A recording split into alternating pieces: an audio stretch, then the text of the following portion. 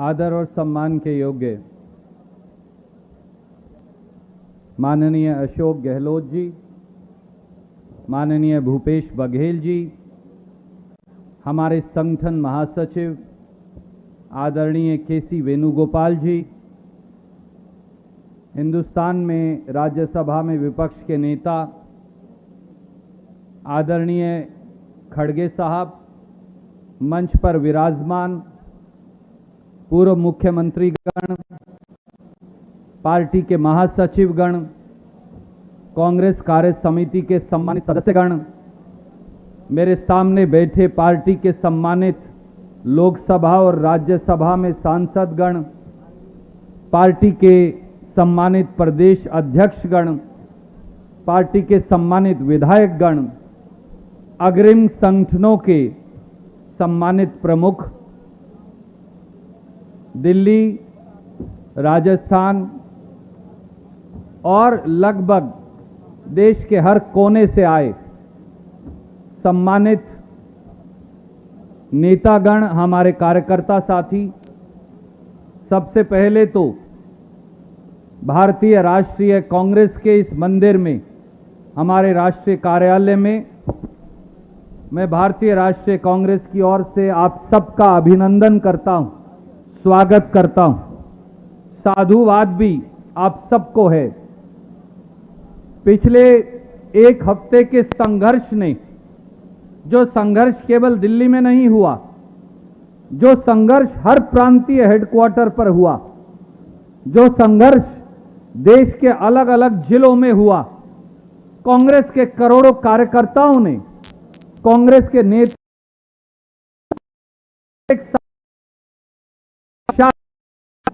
के इस देश के हर गांव, हर कूचे, हर शहर, हर जिले के अंदर कांग्रेस का कार्यकर्ता तिरंगा झंडा लेकर भारतीय जनता पार्टी के आतंक से लड़ने के लिए तैयार है।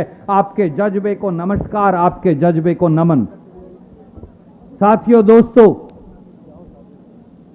आज हमारे देश के ऊपर, हमारे देश के संविधान पर, हमारे देश के प्रजातंत्र पर, हमारे देश में स्वतंत्रता की आजादी पर आज चौतरफा हमला बोला गया, क्योंकि वो सारी ताकतें जो दिल्ली की सत्ता में विराजमान हैं, उन्होंने एक षड्यंत्र के तहत, उन्होंने एक सोची समझी बदनीयत के तहत एक हमला बोल रखा है।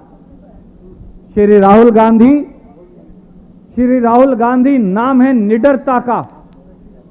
भारतीय राष्ट्रीय कांग्रेस के कार्यकर्ता का नाम है बेखौफ आतंकी और निरंकुश सरकार से लड़ने का। पिछले एक हफ्ते ने यह साबित कर दिया, न केवल दिल्ली की सड़कों पर, बल्कि हर प्रांत के अंदर कांग्रेस के कार्यकर्ताओं ने, नेताओं ने लाठियां भी खाई, चोटें भी खाई, जेल भी गए। निरंकुश मोदी सरकार और भाजपाई पुलिस का आतंक भी सहा। आपके शरीर पर पड़ी हुई लाठियों के निशान, आपके साथ पुलिस के द्वारा की गई बदसलूकी। मैं केवल यह कहना चाहूंगा मेरे साथियों, उन करोड़ों साथियों को भी जो हमें देख पा रहे हैं, कि यह व्यर्थ नहीं जाएगी। आपका संघर्ष रंग लाएगा और आपका तिरंगा एक बार फिर इस देश में स्वतंत्रता संग्राम का तिरंगा लाल किले पर फिर फहराएगा। बहुत सारे साथी आज भी जानना चाहते, नेशनल हेराल्ड है क्या? नेशनल हेराल्ड का ये पूरा वाकया है क्या? 1937 के अंदर, मैं थोड़े शब्दों में आपको कहूंगा, 1937 में पंडित जवाहरलाल नेहरू ने, आचार्य नरेंद्र देव जी ने, हमारे करोड़ों कार्यकर्ताओं ने एकत्रित किया। ये कांग्रेस का पैसा है। कांग्रेस का पैसा कांग्रेस को अखबार के देने पे जुर्म क्या हो सकता है, मुझे बताइए। और सुब्रमण्यम स्वामी और भारतीय जनता पार्टी के पेट में क्यों दर्द होता है? हमारा पैसा, हमारा अखबार, स्वतंत्रता संग्राम का ये चिन्ह, अगर ये पैसा कांग्रेस पार्टी ने अपने अखबार को दिया, उसकी तनख्वाह दी, उसका बिजली का बिल दिया, लीज का पैसा दिया, तो यह अपराध कैसे हो सकता है?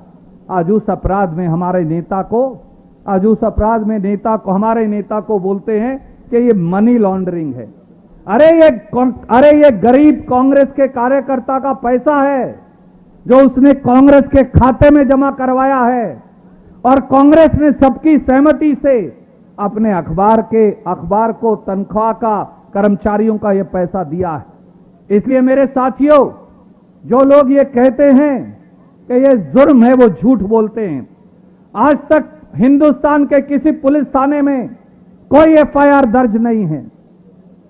एक झूठी शिकायत जो सुब्रमण्यम स्वामी ने दर्ज करी थी प्राइवेट, उस पर हाईकोर्ट ने पाबंदी लगा दी है। तो एफआईआर कहां है, शिकायत कहां है, पैसा कहां है? तो अगर पैसा ही मनी नहीं है तो मनी लॉन्ड्रिंग कैसे है? और बगैर एफआईआर के ईडी कोई केस की जांच नहीं कर सकता। यह हमारे नेता श्री राहुल गांधी की हिम्मत है, यह उनका बेखौफ जज्बा है, यह निडरता का उनका रास्ता है, यह कांग्रेस का निडरता का रास्ता है जिससे हम अंग्रेज से लड़े, कि उन्होंने यह निर्णय किया कि वो ईडी के पास जाएंगे। और इसीलिए आज हम सब एकत्रित हैं। और सच्चाई यह है कि यह अग्निपथ बेरोजगारी का अग्निपथ है। आप मुझे बताइए, अगर देश की फौज ठेके पे भर्ती होगी तो देश के युवा देश की रक्षा करेंगे।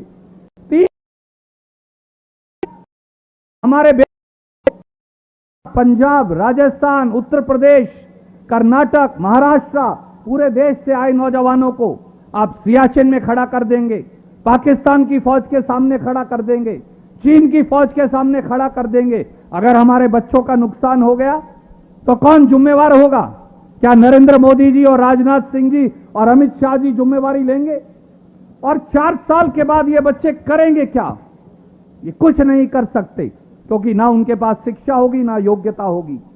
और इसको छुपाने के लिए ये ईडी की कार्रवाई हो रही है, ये मिली भगत का षड्यंत्र है।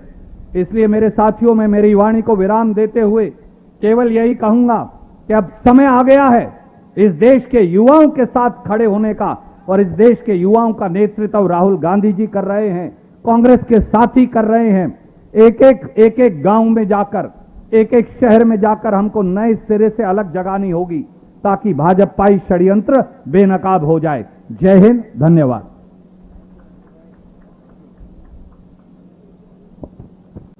मैं आप सभी से एक विनती करता हूं, ये दोनों इश्यू पे, अग्निपथ और जो राजकीय द्वेष के साथ जो कुछ हो रहा है, उसके लिए पूरा डिटेल आप सभी विधायकों को, सभी एमपीज को ईमेल किया गया है। आज हम कोशिश करते हैं कि आपको हार्ड कॉपी यहां पे मिल जाए। मेरी गुजारिश है कि जाते वक्त ट्रेन में, प्लेन में एक बार नहीं 3-3 बार पढ़ लेना। हमारे कार्यकर्ताओं के बीच भी सच्चाई पहुंचनी चाहिए कि सच्चाई क्या है, वो आप जब जान के पहुंचाओगे, क्योंकि वरना तो ये झूठ बोले कौवा काटे, बहुत झूठ बोलने वाले बीजेपी में है। Now I will request our former union minister, CWC member and very popular and senior most lawyer in the Supreme Court, Honorable Sri P. Chidambaram ji, to come here and address the gathering.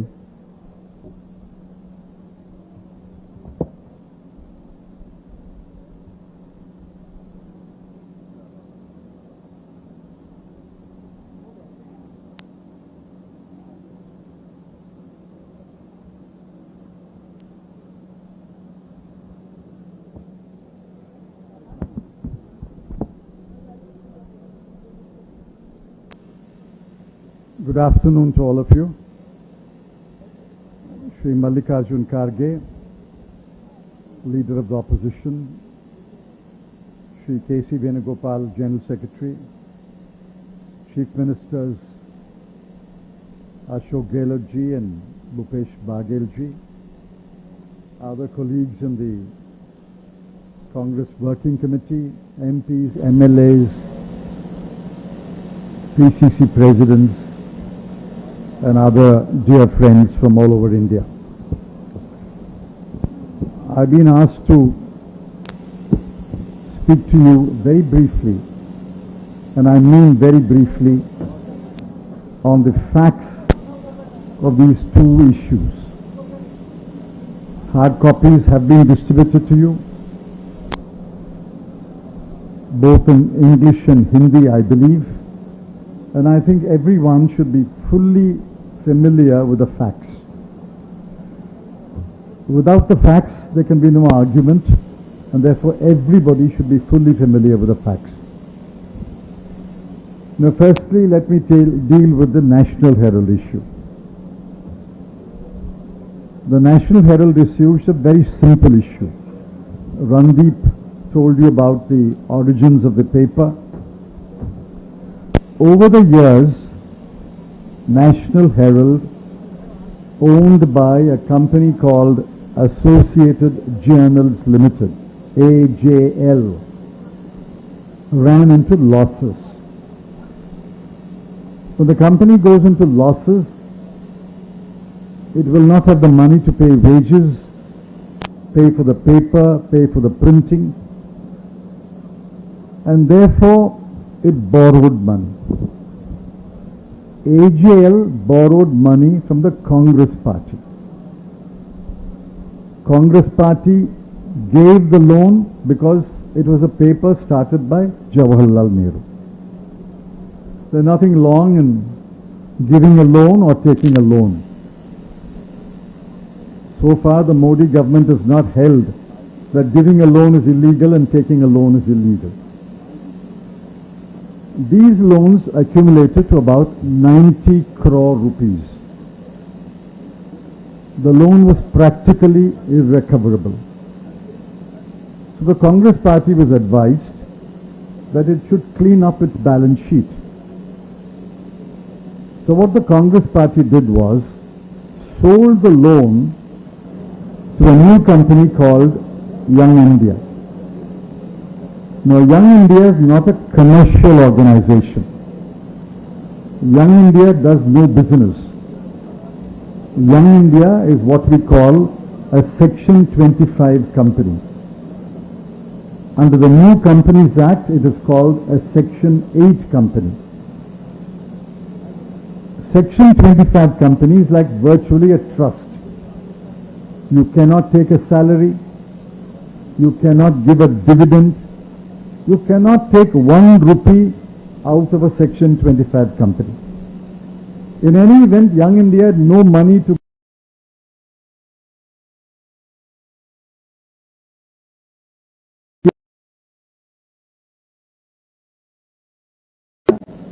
the borrower becomes AJL. So there is no difference. Congress Party loan to AJL became Young India loan to AJL.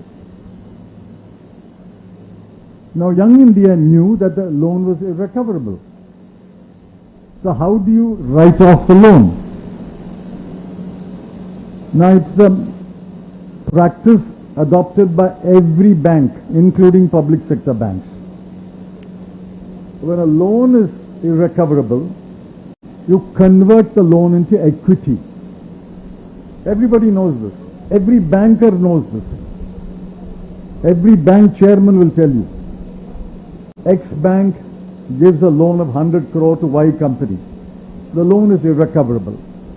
So what does X bank do? It says, all right, instead of 100 crore, give me 10% of your shares. So hopefully someday the company will be better managed and you can recover your money. So all that happened was the loan from Young India to AJL was converted to equity. There is no money transaction. Not 1 rupee went from A to B or B to A. It was simply a book transaction where a loan is written as equity. It happens every day in this country. Now, this is perfectly legal is our case. Let us assume that there was some violation. What is the violation? If at all, the violation can be Income Tax Act. The violation can be Companies Act. But Income Tax and Companies Act are not in the scheduled offence of PMLA. There's an income tax going on in the Supreme Court. It is before a bench of 2 judges. It's been pending there for 4 years. There is some kind of an interim arrangement. No authorities above the Supreme Court. Whether there is an income tax violation will be decided by the Supreme Court. No other person can decide that. Now, when that case is going on in the Supreme Court, the ED launches a PMLA investigation. We are asking repeatedly 3 questions. Which is the scheduled offence in the schedule of the PMLA? There are only certain offences in the schedule of the PMLA. Which is the scheduled offence? Number 2, where is the FIR? Who has registered an FIR? State Police, CID, CBI, who has registered an FIR? Number 3, which police station has it been registered? Number 4, give us a copy of the FIR. Now, there is no answer to these 4 questions. Which is the scheduled offence? Where is the FIR? Who has registered an FIR? Give us a copy of the FIR. There is no answer. If there is no FIR and there is no scheduled offence, we say that the PMLA cannot be applied and you cannot accuse anyone of money laundering. Money laundering requires money. Without money, how can you do money laundering? It is like saying, I snatched the purse of this lady from her bag. She has no bag, she has no purse. So how can there be purse snatching? Without money, there can never be money laundering. It's like saying you entered my house and unauthorizedly used my swimming pool. There is no swimming pool, there is no water. How can I enter your house and swim in that swimming pool? This is utter rubbish. So you must stand tall and say, answer our 4 questions. Which is the scheduled offence? Where is the FIR? Who has registered an FIR? And give us a copy of the FIR. This is pure political vendetta. The PMLA section 1, subsection 1 says it applies to the whole of India. But under the Modi government, you must read, it applies to the whole of India except to BJP ruled states. It applies to the whole of India except to BJP ministers, MPs and MLAs. What is this application of the law? Only to political opponents. So we must be absolutely clear in our mind. We have nothing to fear. We have done nothing wrong. Mr. Rahul Gandhi, Mrs. Sonia Gandhi has done nothing wrong. Nobody has done anything wrong. Any kind of investigation we are prepared to face. Now the second issue is Agnipath. Now I'm writing on Agnipath. I have spoken on Agnipath. If you read on Sunday, you will find a detailed column on Agnipath in English and in 10 other languages. Agnipath is again a very simple scheme. In fact, too simple. 46,000 soldiers will be recruited every year. They will be trained for 6 months, underline, 6 months. And they will be deployed for 3.5 years, 42 months. 6 months of training, 42 months of deployment, and at the end of the 48th month, 34,500, 75% of the soldiers will be asked to go home. No pension, no gratuity, no guaranteed job, no status of ex-serviceman, no medical benefits, just go home.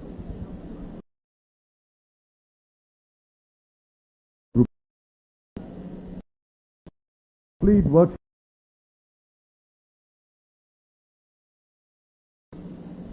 20,000 a month for 48 months. Now he will be recruited between the age of 17 and 21. Let us assume he is recruited at 17. he'll be without a job and without a future at 21. If he's recruited at 21, he'll be without a job and without a future at 25. What is he supposed to do? He has studied up to 8th standard or 9th standard. He has got 11 lakhs cash in his hand, but no pension, no gratuity, no severance payment, no medical benefit, no ex-serviceman. What will he do? And where will you deploy this soldier? 6 months of training. Can you deploy him in the India-China border? Can you deploy him in the India-Pakistan border?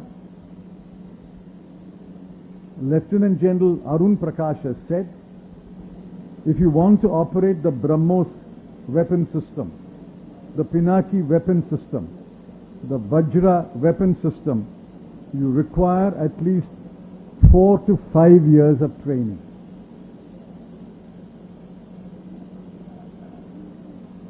Admiral, former Chief of the Army Staff, has written that Navy and Air Force are highly technology driven. A 6-month training does not qualify a sailor or an airman to operate any of our ships or airplanes.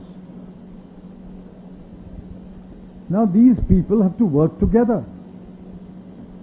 And when they work together in the 2nd year, 3rd year, 4th year, everybody will know that out of 100 people working in a unit, 75 will lose their job. Now what kind of camaraderie will there be? What kind of unity will there be? What kind of cooperation will there be? The motto of the army is, of the Navy and Air Forces, he must be prepared to die for the country and for his comrades. I must be prepared to die not only for my country, but to protect my comrades. But if you know that out of 100 people, only 25 will remain and 75 will be unemployed, what kind of cooperation will there be? What kind of camaraderie will there be? And how do you teach these values of camaraderie, discipline, sacrifice, laying their lives down in 6 months? Even a police constable, ask your local SP, even a police constable will be trained for 1.5 years. An army soldier will be trained only for 6 months. This is complete rubbish. This scheme will spoil our army. This scheme will reduce the effectiveness and efficiency of the army, and therefore we are totally opposed to this Agnipath scheme. We demand that the Agnipath scheme should be rolled back. There should be consultation. There should be discussion in the Parliamentary Standing Committee. There should be discussion in Parliament, and only then a scheme should be brought. Thank you.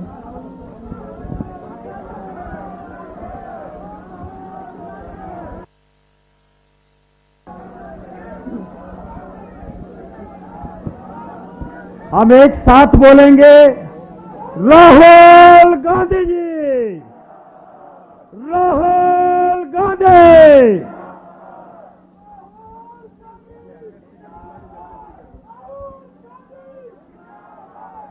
मैं अब आपके सबके सामने जो हमारे बीच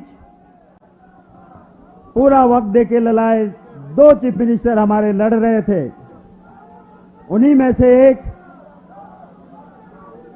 कहते हैं छत्तीसगढ़िया सबसे बलिया, छत्तीसगढ़िया सबले बढ़िया। मैं भूपेश बघेल जी को विनती करता हूं कि आइए और हमें संबोधित करें।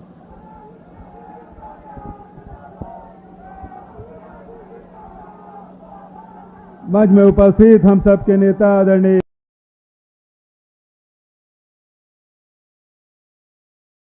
आदरणीय अधीर रंजन चौधरी जी, वेणुगोपाल जी, प्रियंका गांधी जी, पी चिदम्बरम जी, अशोक गहलोत जी और सभी पूर्व मुख्यमंत्रीगण, CWC के सभी सदस्यगण, हमारे सभी सांसदगण, सभी प्रदेशों से आए विधायकगण और सभी हमारे प्रदेश अध्यक्ष, एलपी लीडर और सभी फ्रंटल ऑर्गेनाइजेशन के सब साथीगण,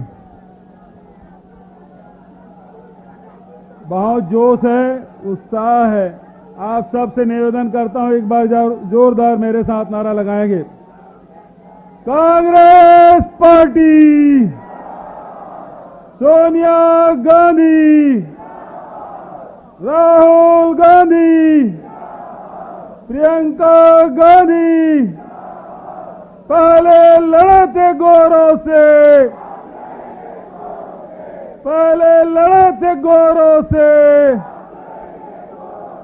राहुल गांधी जिंदाबाद, राहुल गांधी जिंदाबाद, राहुल गांधी जिंदाबाद, जिंदाबाद जिंदाबाद, जिंदाबाद जिंदाबाद, राहुल गांधी जिंदाबाद।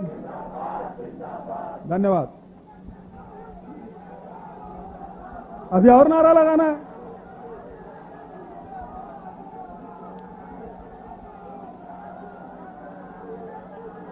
आदरणीय साथियों, अभी सुरजेवाला जी और पी चिदम्बरम साहब ने बहुत तकनीकी रूप से आपको जानकारी दिए हैं। मेरे बाद भी आने वाले वक्ता आपको सब इसकी जानकारी देंगे, लेकिन मैं ये बात कहना चाहता हूं कि आखिर अभी जो घटनाएं जून महीने में घटी है, जो स्थिति पूरे देश में निर्मित हुई है, वो हम सब के सामने पूरा देश देख रहा है। आज स्थिति क्या है? हमारे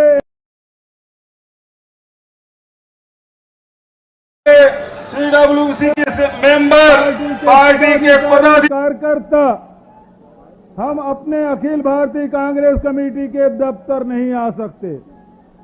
आज सब यहां आए तो कितना संघर्ष करना पड़ा। 5-5 बैरिकेडिंग आप पार करके आए, पुलिस को आई कार्ड दिखाए, और ये आज अकेले पहले दिन नहीं हो रहा है। पिछले एक सप्ताह से कार्यकर्ताओं को, पार्टी पदाधिकारियों को, पार्टी के ऑफिस बेरर को, यहां जो काम करने वाले लोग हैं उसे आने नहीं दिया जा रहा है। आखिर केंद्र की सरकार, कांग्रेस इतनी डरी हुई क्यों है? इतना डर क्यों है कि कांग्रेस अपने कार्यालय में न जा सके, उसे रोका जा रहा है? दूसरी बात, आखिर थोड़ा शांत रहो यार, अभी और लड़ाई है, जोश बाकी रखो, जोश बाकी रखो, अभी और लड़ाई है, मौका बहुत मिलेगा,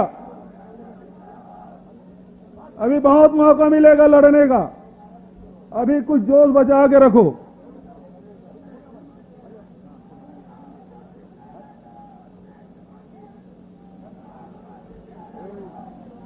थोड़ा शांत रहें। आखिर तकनीकी कारणों के बारे में चिदम्बरम साहब ने बहुत सी जानकारी दी। National Herald AJL Young India के बारे में जानकारी हमारे सुरजेवाला जी ने दिया। कल भी मनु सिंघवी जी ने, अजय माकन जी ने, सबने अपनी बात रखी। प्रेस में लगातार हमारे सब वरिष्ठ नेतागण मीडिया के माध्यम से पूरे देश को जानकारी दे रहे हैं। आखिर असंवैधानिक तरीके से राहुल जी को क्यों बुलाया गया? उनको केवल खतरा, भारतीय जनता पार्टी को केवल यदि खतरा है तो कांग्रेस पार्टी से है, और कांग्रेस के नेता राहुल गांधी से है। क्योंकि राहुल गांधी जी हैं जो किसानों की लड़ाई लड़ते हैं, राहुल गांधी जी हैं जो नौजवानों की लड़ाई लड़ते हैं, राहुल गांधी जी हैं दलितों की लड़ाई लड़ते हैं। और जब जब सरकार गलती करती है उसके पहले चेतावनी देते हैं कि आप गलत करने जा रहे हो। भूमि अधिग्रहण बिल वापस ले रहे थे, तब भी राहुल जी ने चेतावनी दी थी। राहुल जी ने तब भी चेतावनी दी थी जब आप नोटबंदी कर रहे थे। राहुल जी तब भी चेतावनी दी जब जीएसटी आप लागू कर रहे थे। राहुल गांधी जी तब भी चेतावनी दिए जब वैश्विक महामारी आ रहा था। राहुल गांधी जी तब भी चेतावनी दिए थे जब आप लॉकडाउन लगाए। और राहुल गांधी जी तब भी चेतावनी दिए जब अभी जवानों के साथ, उनके भविष्य के साथ खिलवाड़ कर रहे हैं। इस आवाज को दबाना चाहते हैं और देश के गरीबों, किसानों, मजदूरों के साथ राहुल गांधी लड़ाई लड़ रहे हैं तो उनको दबाने की कोशिश कर रहे हैं। और जो राहुल गांधी जी को साथ दे रहे हैं उन नेताओं और कार्यकर्ताओं को लाठी से पीटा जा रहा है, उसे अपमानित किया जा रहा है, बसों में ठूस के दूर थानों में ले जा रहे हैं जहां पानी नहीं, नाश्ता नहीं, खाना नहीं, कोई एफआईआर नहीं। तो देश के लिए लड़ने वाले नेता राहुल जी को प्रताड़ित करने का काम, और राहुल जी को साथ देने वाले चाहे नेता हो, चाहे हमारे सांसद हो, विधायक हो, चाहे कार्यकर्ता हो, उनको प्रताड़ित करने का काम कर रहे हैं। आज लड़ाई इसी बात की है, देश को बचाने की जरूरत है, देश के किसानों के हक की रक्षा करने की आवश्यकता है, देश के नौजवानों के भविष्य को सुरक्षित करने की आवश्यकता है। तो ये लड़ाई राहुल गांधी जी लड़ रहे हैं, कांग्रेस पार्टी लड़ रही है, तो हम सब लड़ेंगे और जीतेंगे। मेरे साथ में नारा लगाइए, मैं नारा के बाद अपनी बात में समाप्त करूंगा। कांग्रेस पार्टी जय जवान, जय जवान। अब जवानों की बात आई तो ये कहते हैं कि 4 साल की भर्ती, 6 महीने का ट्रेनिंग। अरे 6 महीने में तो लेफ्ट राइट करना और यूनिफॉर्म पहनना नहीं आ पाता, आप सेना में भर्ती कर देंगे। और 4 साल बाद जो आदमी जब नौकरी करता है, 60 साल में रिटायर होता है तो दादा बन जाता है, नाना बन जाता है। अब तो जो रिटायर होंगे हमारे जवान, तो रिटायरमेंट के बाद शादी करेंगे। ये स्थिति ला दी। कहते हैं कि भाजपा के कार्यालय में चपरासी की नौकरी देंगे। खट्टर जी कहते हैं वहां से निकलने के बाद आपको नौकरी देंगे, इसकी गारंटी। देश में सबसे ज्यादा बेरोजगारी कहीं है तो हरियाणा में है, 24% से ज्यादा। और वो कहते हैं कि अब आप पूरी वहां से सेना से रिटायर होइए, आपकी नौकरी पक्की। इसका मतलब क्या है? सेना में आरक्षण नहीं, और उसके बाद आप भर्ती कर देंगे तो मतलब खट्टर जी पूरा हरियाणा में आरक्षण समाप्त करना चाहते हैं। तो भारतीय जनता पार्टी लगातार दलितों के, आदिवासियों के हक, पिछड़ों के हक मारते रहे हैं, और एक नया सुगुफा इन्होंने छेड़ा है। तो आरक्षण भी खत्म करने वाले हैं, नौकरी भी खत्म करने वाले हैं। तो मैं आप सबसे यही कहना चाहता हूं, इस बात को, नेशनल हेराल्ड के मुद्दे को जन जन तक पहुंचाने की जरूरत है। और नौजवानों के साथ जहां सेना में भर्ती 3 साल से बंद है, रेलवे में भर्ती बंद है, सारे सार्वजनिक उपक्रम में वो बेचे जा रहे हैं, अब नौकरियां भी नहीं है। तो ये स्थिति बन रही है। तो पूरे देश के नौजवान और किसानों को साथ लेकर लड़ने की आवश्यकता है। मैं इन्हीं शब्दों के साथ आप सब 24 घंटे के 60 नोटिस में पूरे देश भर के विधायक यहां उपस्थित हुए हैं। मैं सबका स्वागत और अभिनंदन करते हुए राहुल जी से केवल इतना कहना चाहता हूं, छत्तीसगढ़ की कांग्रेस पार्टी और छत्तीसगढ़ की जनता आपके साथ खड़ी है। आप आगे बढ़ें, हम हर लड़ाई लड़ेंगे और जीतेंगे। इन्हीं शब्दों के साथ अपनी बात समाप्त करते हुए अपनी वाणी को विराम देता हूं। धन्यवाद। जय हिंद। अब मेरे साथ आप बोलिए सभी, राहुल गांधी, राहुल गांधी। अब मैं बुलाऊंगा, ना सुरक्षा है ना पेंशन है, अग्निपथ तो एक टेंशन है। ना सुरक्षा है ना पेंशन है, अग्निपथ तो एक, ना सुरक्षा है ना पेंशन है, अग्निपथ तो एक।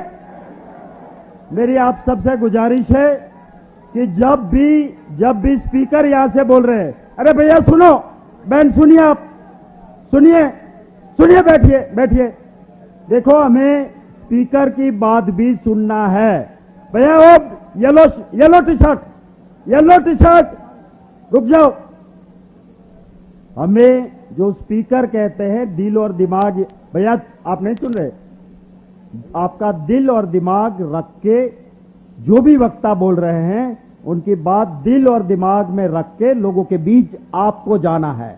आप हमारे सबसे बड़े प्रवक्ता हो, आप हमारे स्पोक्स पर्सन हो। अगर आप स्लोगन में लगे रहोगे तो असली बात नहीं आएगी तो क्या होगा? बीच बीच में स्लोगन शाउटिंग, जितनी ताकत है उससे आपको मैं करवाऊंगा, बाद में करेंगे, पर स्पीकर जब बोलते हैं उनकी बातों को जरूर हमें सुनना है।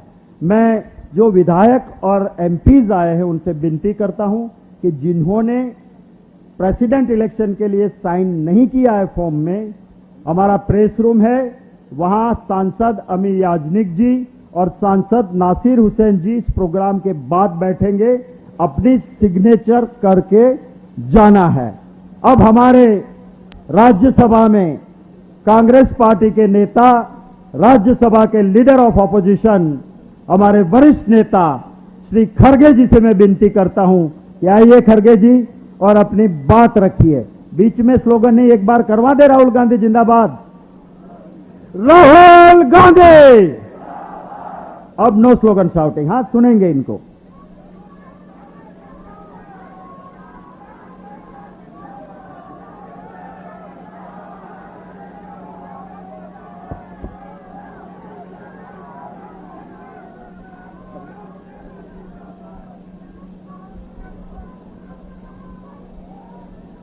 आज के इस समारंभ में इस मंच पर बैठे हुए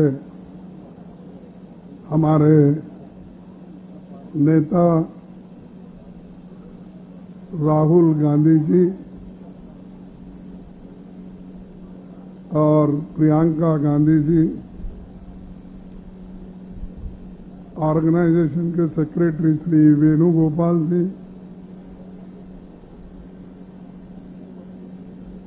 और पार्लियामेंट के 4 लीडर आदिर रंजन चौधरी जी अभी बड़े जोश के साथ आपके सामने अपनी बात को रखे।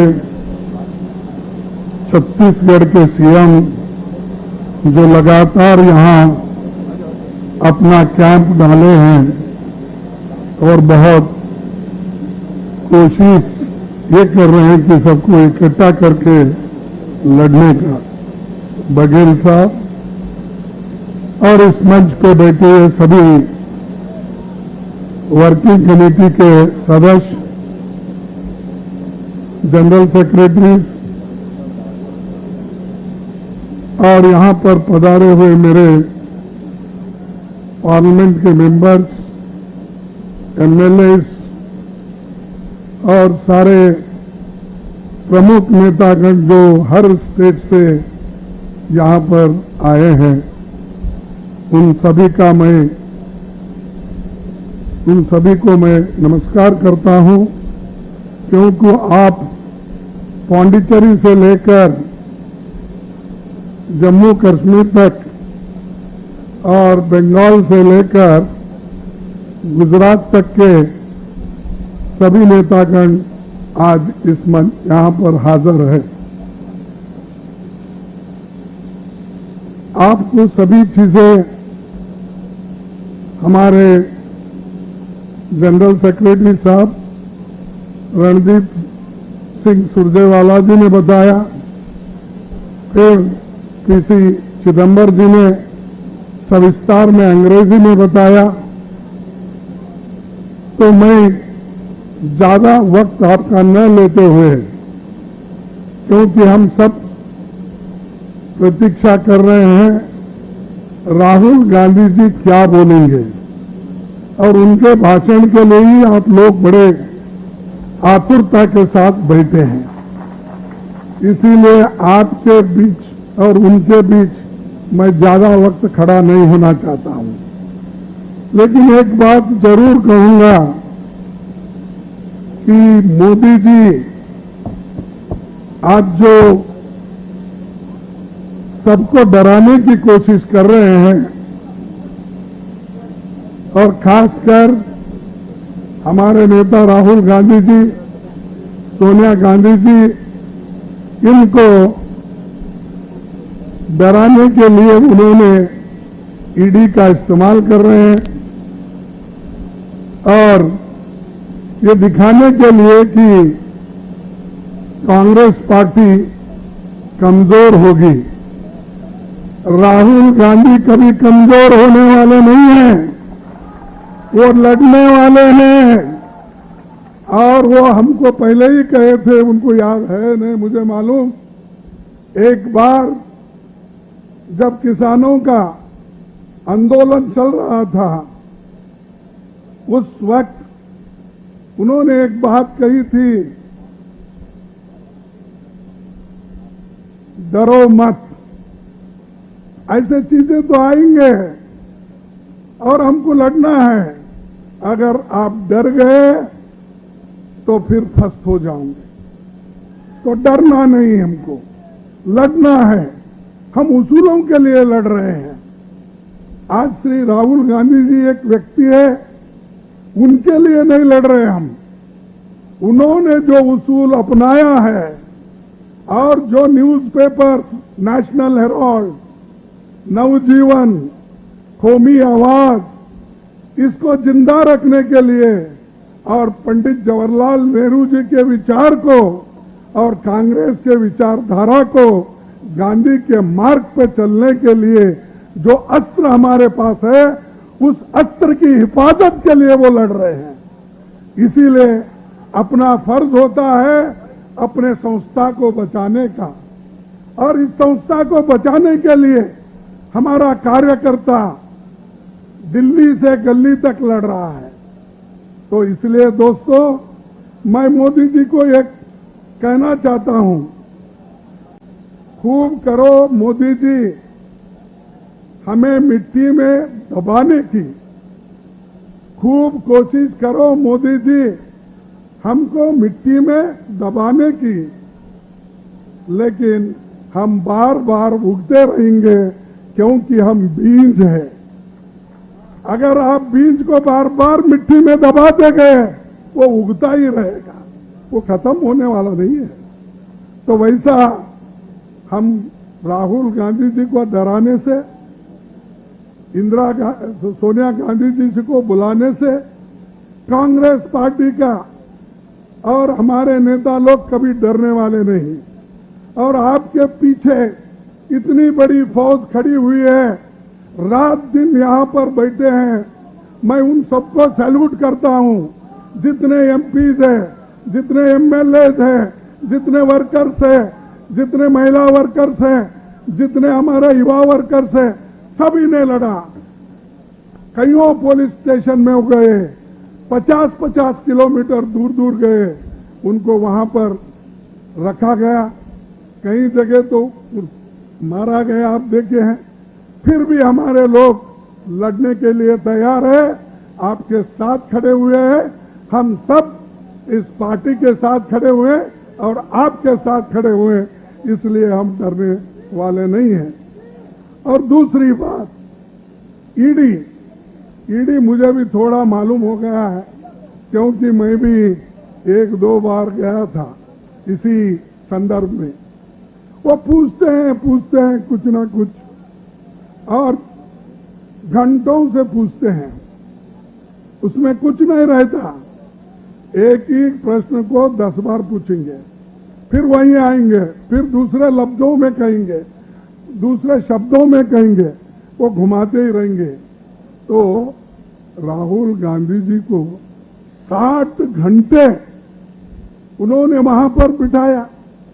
भाई 60 घंटे का कौन से ऐसे प्रश्न है? अगर आप 5 प्रश्न भी पूछेंगे 1 घंटे में खत्म होगा। अगर आप 10 भी पूछेंगे 2 घंटे में खत्म होगा। लेकिन वो 5 और 10 प्रश्न को पूछने के लिए अगर आप उनको 5-6 दिन बार बार बुला के अगर उनको दबाने की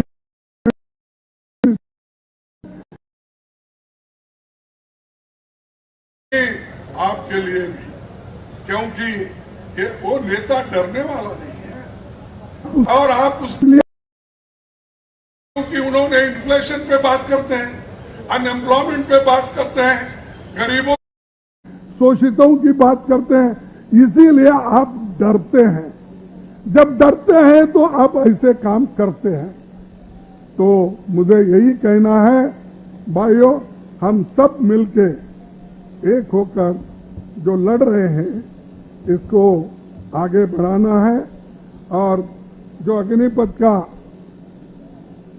जो समस्या आज उन्होंने खड़ा किया है, तो मैं मोदी जी को एक ही बात कहूंगा, भाई 26 लाख वैकेंसीज सरकारी नौकरी खाली पड़े हैं, आप क्यों नहीं भर्ती कर रहे हैं?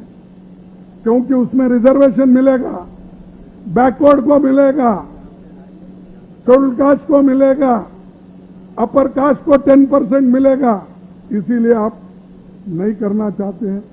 और यहां बोल रहे 46,000 हम ये जो अग्निवीर बनाएंगे, अग्निपथ में रिक्रूट करेंगे।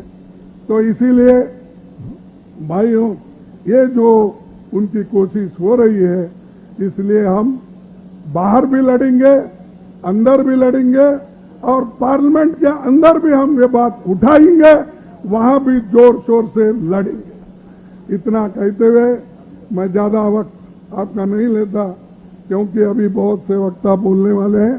खास करके राहुल गांधी जी आपके सामने बात करेंगे, प्रियंका गांधी जी पे बात करेंगे, उनकी बात को आप सुनेंगे।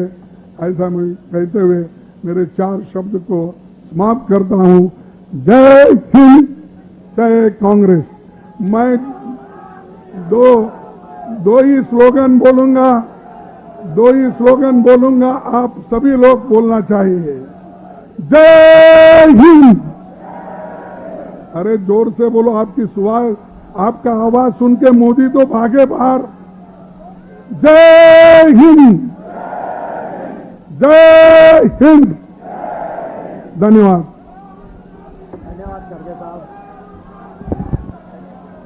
बोलिए, मेरे साथ बोलिए, मेरे साथ बोलिए, राहुल गांधी, राहुल गांधी। न सुरक्षा है न पेंशन है, अग्निपथ तो एक। न सुरक्षा है न पेंशन है, अग्निपथ तो एक। Thank you. अब मैं विनती करूंगा, हमारे लोकसभा में कांग्रेस पक्ष के नेता, आप बार बार जिनको लड़ते हुए देखते हो, अधीर दादा को, कि आइए और 3 मिनट के अंदर अपनी बात रख दीजिए। नहीं, मैं बोलना नहीं चाहता।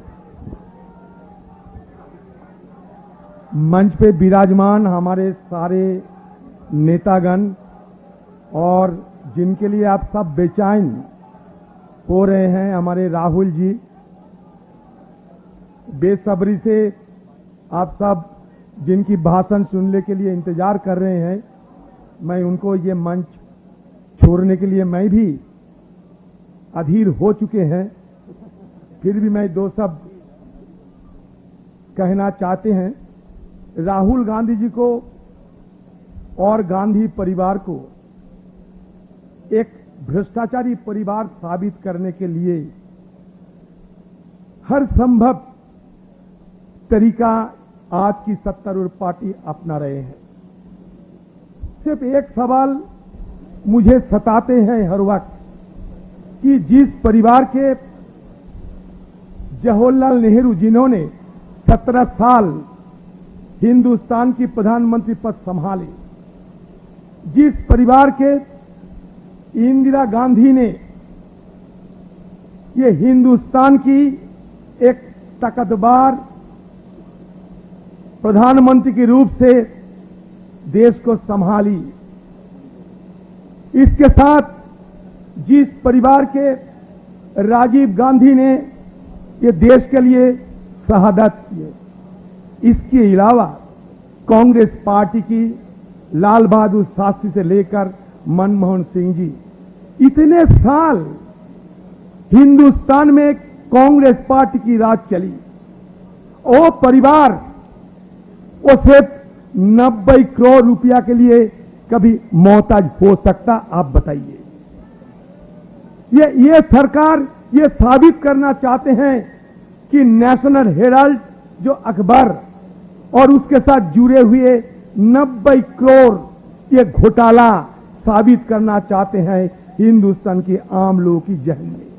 लेकिन जब हम ये सोचेंगे कि जिस परिवार हमारे देश के लिए शहादत देने में हर वक्त सामने आ चुके और बलिदान दिए हैं, इंदिरा गांधी से लेकर राजीव गांधी जी, जिस परिवार के हमारे नेत्री सोनिया गांधी जी, जिनको प्रधानमंत्री पद देने के लिए जब सारे देश की कांग्रेस पार्टी गुहार लगा रहे थे, बेचैन थे, उस समय भी उन्होंने नकारा।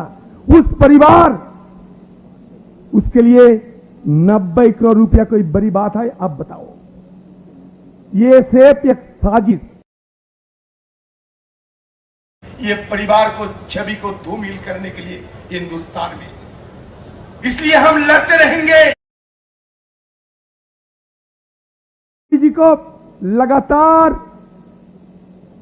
54 घंटे, एक नहीं, दो नहीं, तीन नहीं, चार नहीं, 5 दिन लगातार पूछताछ किए गए हैं।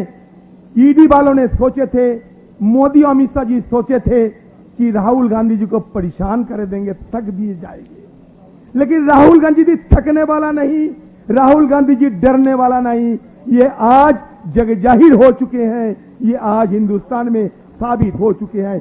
उनके साथ साथ हम लोग भी चाहते हैं कि उनके राहों पे चलते हुए, निडर होते हुए, ये मोदी सरकार की धज्जियां उड़ाते हुए हम भी अगले दिन कदम कदम मिला के कांग्रेस पार्टी को बुलंदी में ले जाने के लिए हम सब कुछ बहा देंगे, चाहे पसीना, चाहे खून, जो मांगिए कांग्रेस पार्टी की बहाने के लिए हम बिल्कुल खड़ा रहेंगे। न संघर्ष, न तकलीफ, मजा क्या है जीने में? बड़ा बड़ा तूफान थाम जाएगी जब आग लगी हो सीने में। जय हिंद। राहुल गांधी, राहुल गांधी। ना सुरक्षा है, ना पेंशन है, अग्निपथ तो एक, जोरों से आवाज निकलनी चाहिए। ना सुरक्षा है, ना पेंशन है, अग्निपथ तो एक।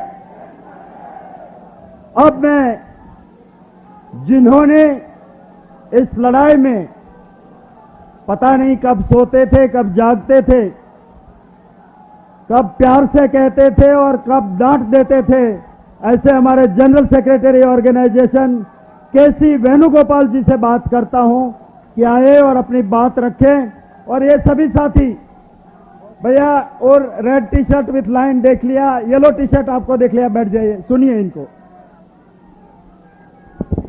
Respected Rahul ji, CWC members, our PCC president, CLP leaders, MPs, MLAs, dearest party leaders and workers. Good afternoon to everybody. Everybody is waiting for Rahul ji's speech. He had been with our enforcement directorate friends for 54 hours for the last 5 days. One day they kept him till 12:30 in the midnight. we know that he didn't take much food during the course of this questioning. But one thing I am now sure that the people, those who are questioning Rahul Gandhi, may understand now who is Rahul Gandhi, whether Rahul Gandhi is going to scared by this type of gimmicks or not.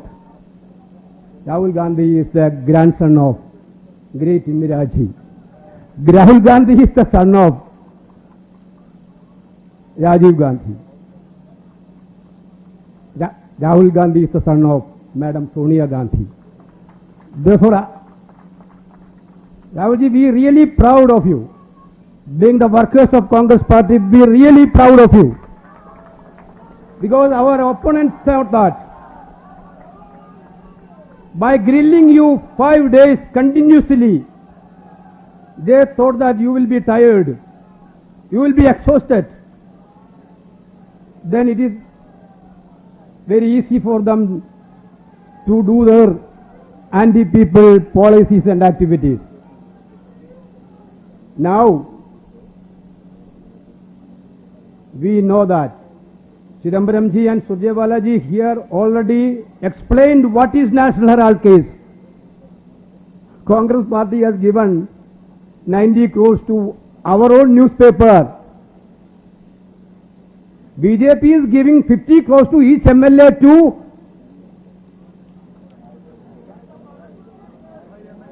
For the votes, bribing them.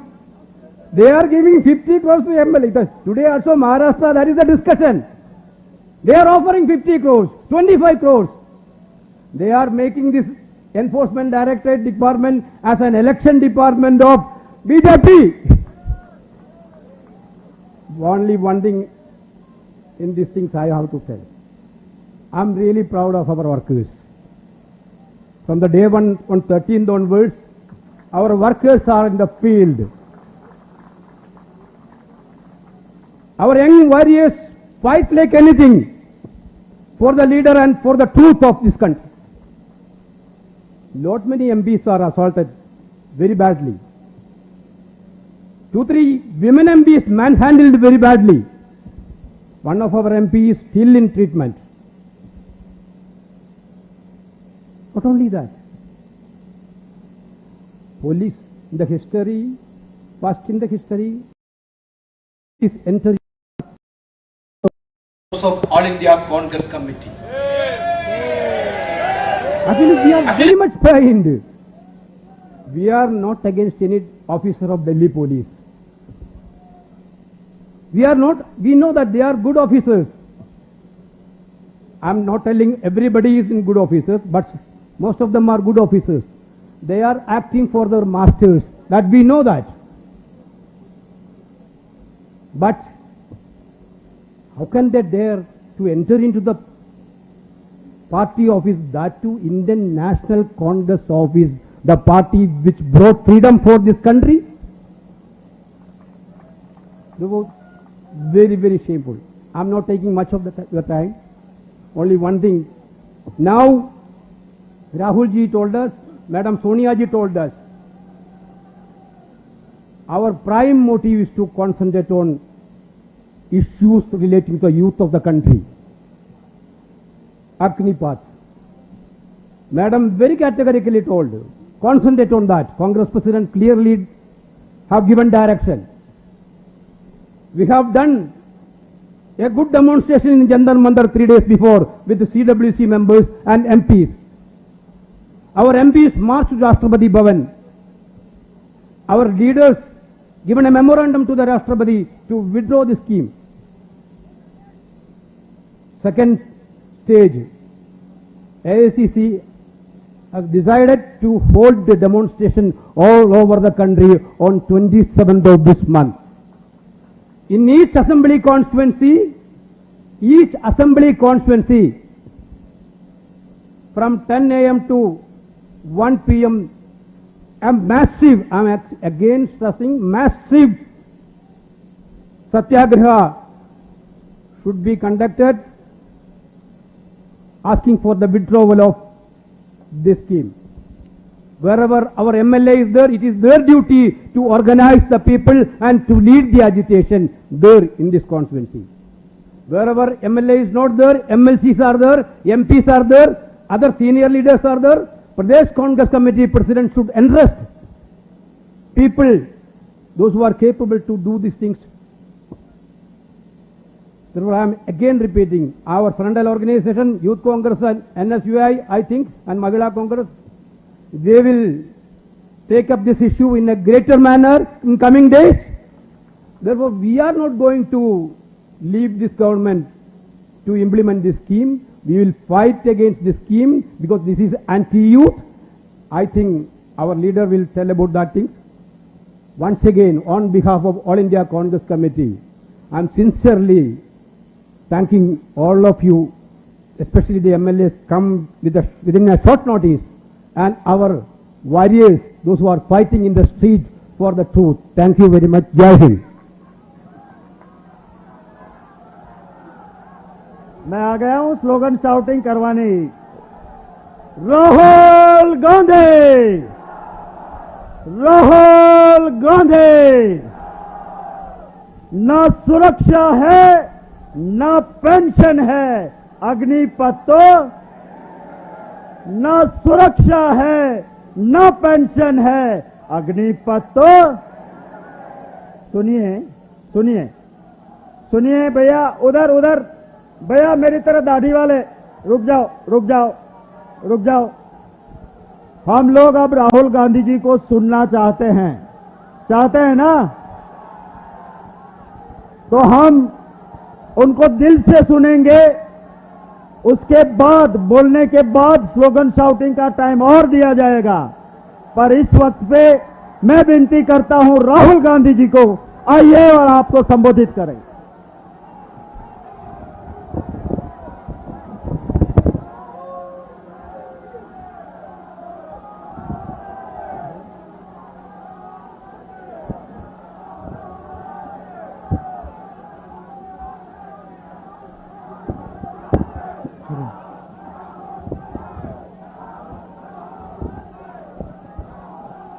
CWC members, MPs, MLAs, leaders from across the country, workers, I'd like to welcome all of you here today. नमस्कार, कैसे हैं आप? ठीक है?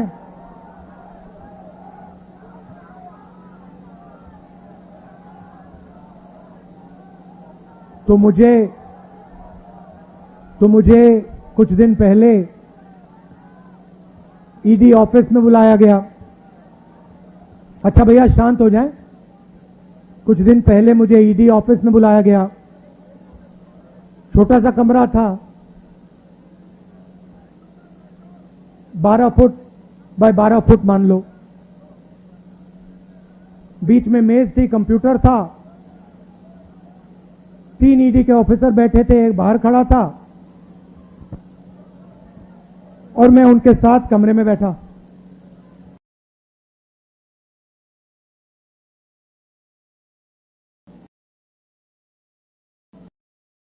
शाम हुई, मैं ज्यादा कुर्सी से नहीं हिला। वो बीच में उड़ जाते थे, चले जाते थे। उनके जो सीनियर ऑफिसर थे, उनको इंस्ट्रक्शन की भी जरूरत थी, तो वो निकलते रहते थे, आते थे। तो रात को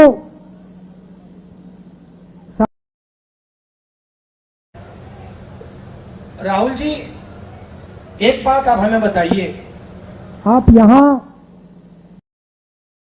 बैठे हैं, आप कुर्सी से उठते नहीं हैं, आप सीधे बैठे रहते हैं और 11 घंटे हो रहे हैं, 11:30 घंटे हो रहे हैं, आप बिल्कुल थके ही नहीं हो। हम थक गए हैं मगर आप नहीं थके।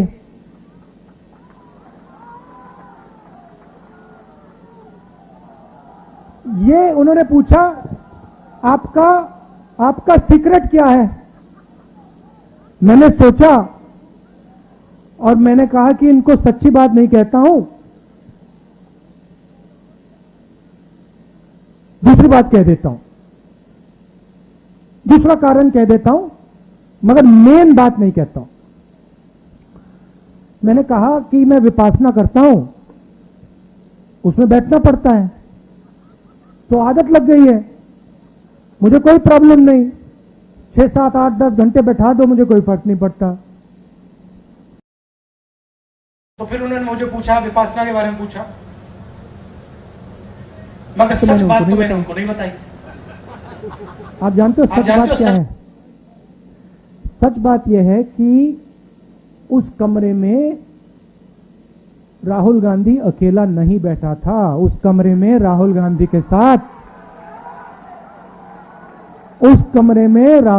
के साथ कांग्रेस का हर नेता, हर कार्यकर्ता कमरे में बैठा था।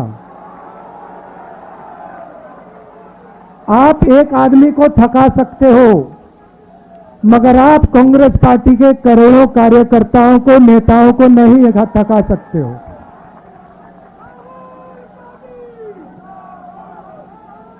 और सिर्फ कांग्रेस पार्टी के नेता, कार्यकर्ता उस कमरे में नहीं थे। उस कमरे में इस सरकार के खिलाफ जो भी बिना डरे लड़ता है, वो बैठा था।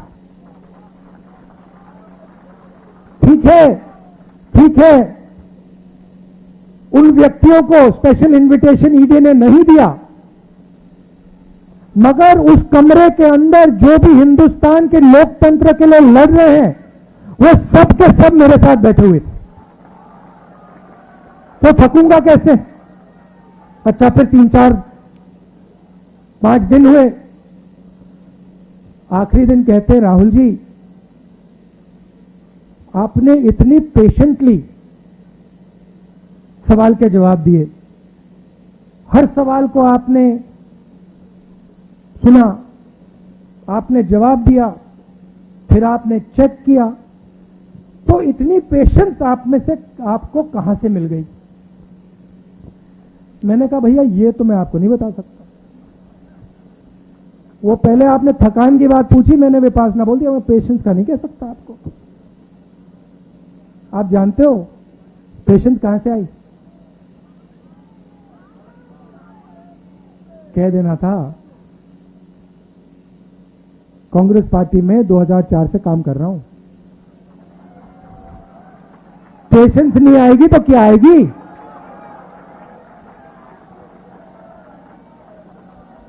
इस बात को कांग्रेस पार्टी का हर नेता समझता है। देखो बैठे हुए सचिन पायलट जी बैठे हुए,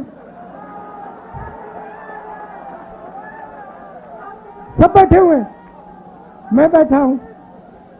तो ये जो हमारी पार्टी है, संगठन है, सिद्धरमैया जी भी बैठे हुए हैं, रणदीप, सब बैठे हुए, पेशेंटली बैठे हुए, प्यार से बैठे हुए।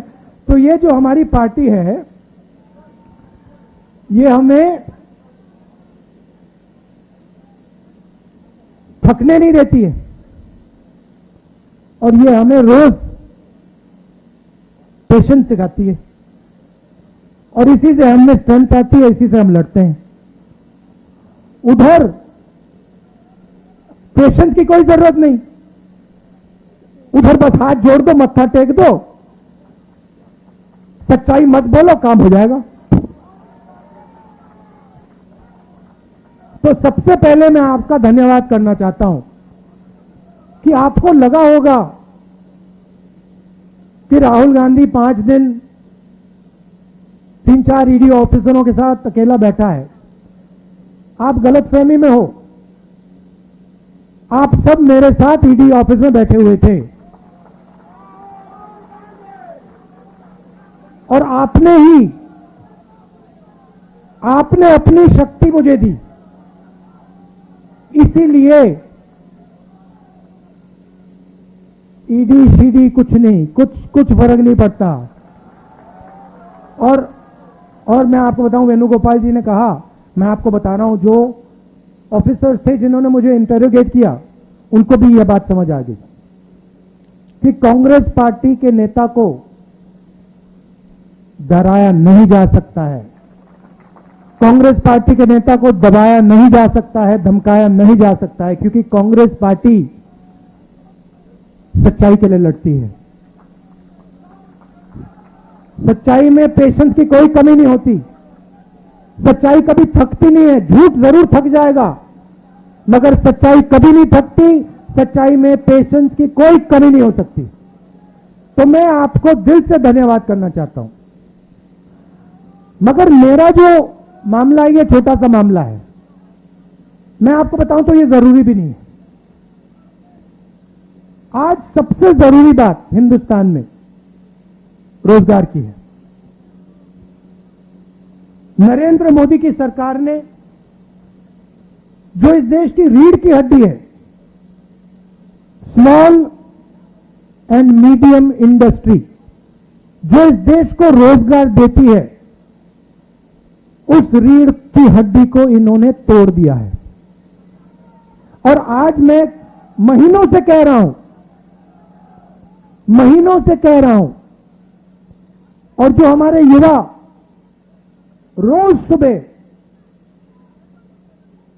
हर रोज सुबह दौड़ते हैं,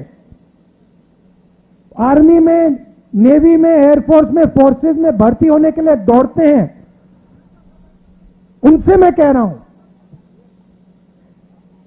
कि हिंदुस्तान के प्रधानमंत्री ने इस देश की रीढ़ की हड्डी को तोड़ दिया है और यह देश अपने युवाओं को अब रोजगार नहीं दे पाएगा। चाहे सरकार कुछ भी कर ले, यह देश अपने रोजगार नहीं दे पाएगा। 2-3 बड़े उद्योग नरेंद्र मोदी जी ने देश पकड़ा दिया है। ये 2-3 उद्योगपति देश को रोजगार नहीं दिलवा सकते हैं। और अब जो आखिरी रास्ता था, युवाओं के लिए जो आखिरी रास्ता था देशभक्ति का, आर्मी का, फोर्सेस का, उस रास्ते को इन लोगों ने बंद कर दिया है।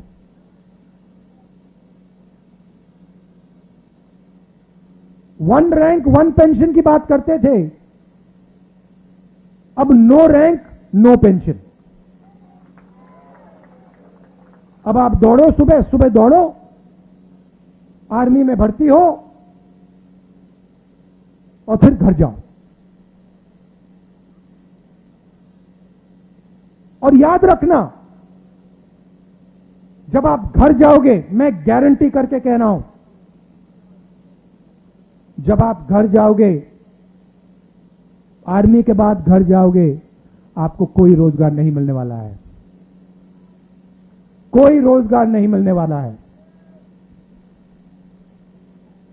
दूसरी तरफ आज चाइना की सेना हिंदुस्तान की धरती में बैठी हुई है। 1000 स्क्वायर किलोमीटर से ज्यादा जमीन चाइना की सेना ने हमसे छीनी है। यह सच्चाई है, इस बात को हिंदुस्तान की सरकार ने एक्सेप्ट किया है। सेना को मजबूत करना चाहिए और सरकार सेना को कमजोर कर रही है, और इसका नतीजा आएगा। जब युद्ध होगा तब इसका नतीजा आएगा।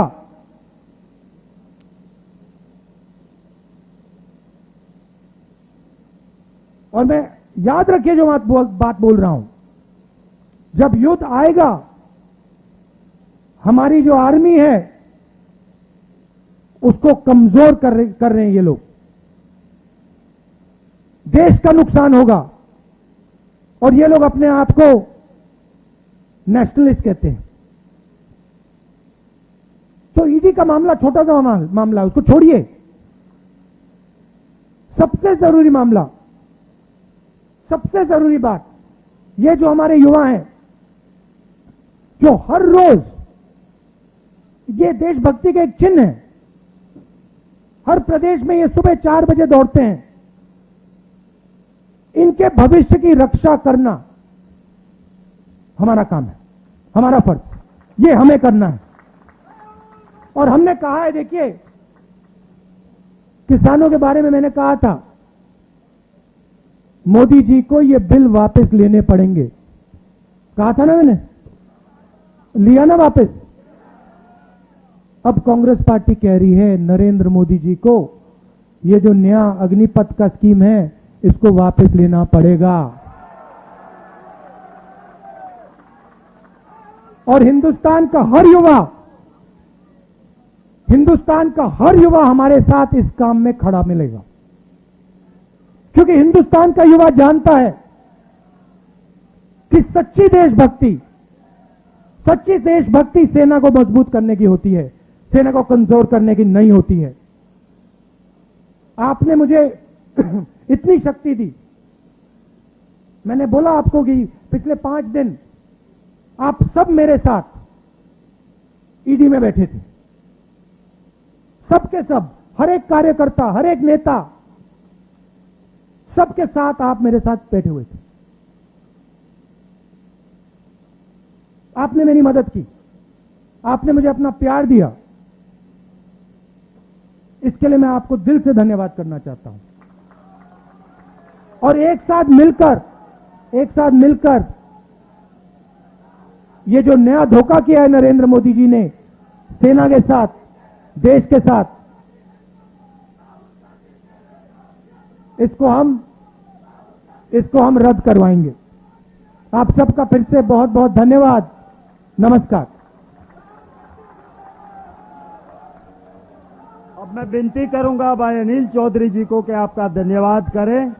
मैं आप सबको कहता हूं कि राष्ट्रगीत होगा, राष्ट्रगान होगा, तब तक अपनी जगह हम नहीं छोड़ेंगे। राष्ट्रगान होना है, कोई अपनी जगह तब तक नहीं छोड़ेगा। और यहां से हिंदी और इंग्लिश में आपको नोट मिलेगा, वो आपको लेके पढ़ना और जाना है। सुनते हैं हर चीज मिल जाती है दुआ से, सुनते हैं हर चीज मिल जाती है दुआ से, देखेंगे एक रोज मांग के राहुल गांधी आपको भी भगवान और खुदा से। यहां से हम शांतिपूर्ण जाएंगे। हम यहां से जाते वक्त कोई प्रॉब्लम खड़ा नहीं किया, हम आज तक नहीं करना चाहते हैं, ना किया है। यहां से हम शांतिपूर्ण जाएंगे। भाई अनिल चौधरी जी। आदरणीय हम सबके प्रिय नेता, युवाओं की पहचान, कांग्रेस की पहचान, विपक्ष की पहचान आदरणीय राहुल गांधी जी। हर वर्ष रक्षाबंधन पे भाई की कलाई पे अपना प्यार, अपना आशीर्वाद की शपथ के साथ राखी बांधने वाली बहन, जो लगातार निरंतर उनकी परछाई बन के साथ खड़ी रही, आदरणीय प्रियंका गांधी जी। मंच पर उपस्थित कांग्रेस परिवार के वरिष्ठ नेतागण, मुख्यमंत्रीगण, दूर दूर से आए तमाम सांसद, विधायकगण, युवा शक्ति, साथियों, मैं आप सभी का आभार व्यक्त करता हूं इस आंदोलन में, सत्याग्रह में, न केवल कांग्रेस का बल्कि राहुल जी की आवाज को अपना साथ देने के लिए। मैं राहुल जी का भी भाषण सुन रहा था। राहुल जी ने जो बात कही, एक एक शब्द हमें ऊर्जा देता है। मैं एक अनुमति चाहता हूं, एक अपना अनुभव शेयर करना चाहता हूं यूथ कांग्रेस के समय से। राहुल जी हमेशा हमारी नेशनल एग्जीक्यूटिव में आते थे, कहते थे, याद होगा साथियों, आरटीआई के एक विषय पर हम लोग चिंता जाहिर करते थे। राहुल जी कहते थे यदि हम सत्य है, सही है, तो हमें आरटीआई से डरना क्यों? और वो शब्द मेरे कान में आज भी गूंजते हैं। और यही मैं कहना चाहता हूं कि राहुल गांधी सत्य है, सच है, और राहुल गांधी यदि सच है तो उसको डरने की आवश्यकता नहीं है। ये नारा ये मेरे लिए ऊर्जा प्रदान करता है। मैं अंत में 2 लाइन सिर्फ आदरणीय राहुल जी के सम्मान में कहना चाहता हूं साथियों। संघर्ष की रात जितनी ज्यादा अंधेरी होती है, सफलता का सूरज उतना ही तेज चमकता है। आप सभी यहां पहुंचे, ये लड़ाई आगे भी जारी रहेगी। आपने मुझे मौका दिया, तमाम कार्यकर्ता जिनको चोट पहुंची है, ये चोट हमारे लिए कुछ नहीं है। राहुल जी ने एक बात कही कि ईडी में हमारे साथ वो बैठे थे, तो मैं कहना चाहता हूं राहुल जी, आप भी हमारे साथ सड़कों पे संघर्ष।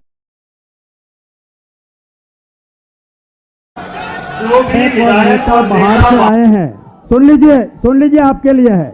जो भी नेता और विधायक बाहर से आए हैं वो अपने प्रभारी का संपर्क करें। शाम को राहुल गांधी जी स्टेट वाइज उनसे मिलेंगे, तो आपके प्रभारी को आप मिल लीजिएगा। आपका मिलने का उसके साथ सब अपनी जगह पे सावधान मुद्रा में रहेंगे। कोई शोभन होगा राष्ट्रगान के दौरान। यूपी से जो कार्यकर्ता आए हैं वो अपने प्रभारी जी के साथ शाम को बात करेंगे। उनको भी राहुल गांधी जी को मिलने वाले हैं, जो यूपी से कार्यकर्ता है उनको भी। और हर स्टेट के प्रभारी से आप कांटेक्ट कर लीजिएगा, शाम का टाइम वो बता देंगे आपको। राष्ट्रगान होगा। परेड सावधान। भारत भाग्य विधाता, पंजाब सिंध गुजरात मराठा।